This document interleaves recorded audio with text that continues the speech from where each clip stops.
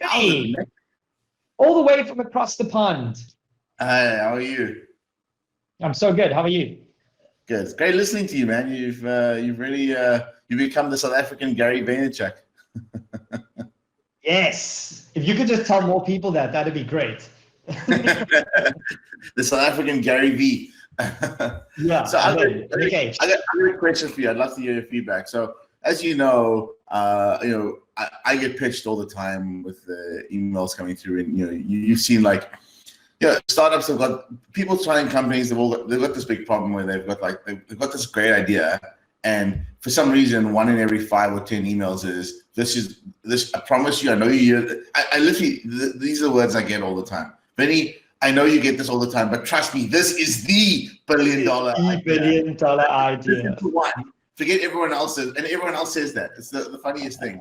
So I'd love to hear your thoughts about what is the best way to pitch investors. What's your advice to entrepreneurs out there who don't already have a network of contacts? How do they, and let's look at this in South African context. How do they pitch investors? Yeah, the first obvious thing, and I hope that you are also telling people this, is warm intros beat cold intros every time. So the key thing, and I hate this because it like perpetuates that old boys club, but the key thing is to spend time building your network without asking them for shit. And you and I get this all the time, right? Hey, Vinny, nice to meet you at this networking event. All I need from you is $500,000. Dude, take me out for a date before you try and sleep with me. And that date's got to be 5 years. I mean, I've got people in my network that I've primed for 10 years that I'm now really good friends with that I've never asked for anything. So that's the way you raise money, is take your time and be patient. However, if you are going to cold email someone, I would say, don't give me the normal bullshit. Hi, Nick, how are you? I've been following you forever. That's just boring. And there literally are 50 of you that I've heard from this month. So cut through the noise. Like, you know me, you've seen me online. You know Vinny, you've seen him online. Use his language. Use my language. I swear, I'm happy with fucking an email. So say your title should be the best fucking email you'll ever receive. And I'll open that because that's who I am.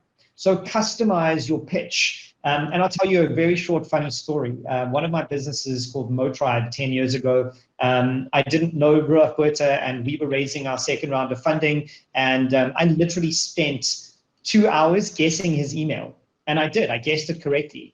And he was so surprised that I'd managed to guess his email correctly 10 years ago that he actually did reply to me, because I said to him, hey, Rudolph, this is the 30th time I've tried this email. I hope this is the right one. I've got a pitch that I think you should hear.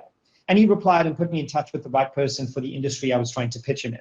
So the quirky, cut through the noise stuff for me is what works, because as you know, and as we've told so many people, you don't invest in ideas, you invest in jockeys. So I want to know who the person is before I know what the idea is. What about you? Like, how would someone pitch you properly?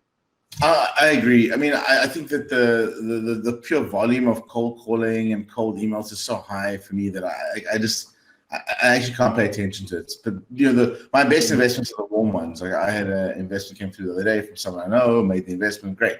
It's a lot easier when someone mutually connects to people, and I think that's what people should focus on. Like, you can take a chance and send me an email. If maybe I read it, maybe I don't. 1 in 1,000 chance, whatever, or message. But the better option is go and find someone else in your community, in the business that the community you're in. I mean, generally, when you're starting a new company, you're in an industry, right? So who are the industry leaders? Just because I'm an investor, like, I don't know anything about certain categories. And like, for example, I invested in a healthcare startup recently. What do I know about healthcare? Nothing. Okay. But I was like, okay, I got introduced by a mutual friend. I was like, okay, cool, this looks interesting. I get what they're trying to do. You're the other investors in the round. Okay, I'll put some money in. Yeah. Great. That's a lot better than, hey, Vinny, I got this great new healthcare nutraceutical startup. I'm like, I don't know. But I will take a recommendation from somebody I do know that this is an interesting business to look at. So if you can't convince someone in your industry to reach out to me, and so then who probably knows me, it's not a great idea. Yeah, I've said it for so long. There's no lack of money. There's lack of good ideas. So if you can't raise money for your idea, it's not the money's problem. It's you and your idea. It's harsh, but it's true. And the filtration process as well. It's just how you get to the people who are this. Anyway, it's fun watching you, Nick, and enjoying this. Keep going. Thanks, buddy. Cheers. See you. Bye.